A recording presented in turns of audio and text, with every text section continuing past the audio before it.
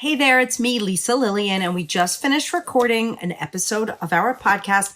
This week it was a Walmart haul, and I have to tell you, there were a lot of really good things that we found.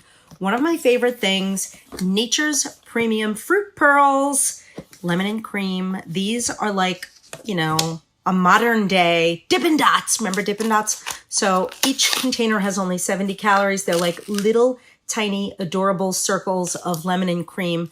This one, I think, has some sneaky strawberry pearls in there. Okay, so I'm going to show you. Oops, that just like attacked me. Did you see that?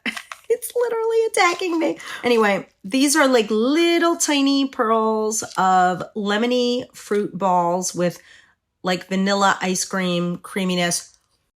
Definitely has creamsicle vibes. Total creamsicle vibes. I'm going to use a real big person spoon. An adult spoon here. Look at that. Yum. It's like lemon ice with creamy pearls.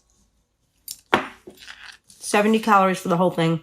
You have to tune into the episode to hear more great things. Okay. Bye.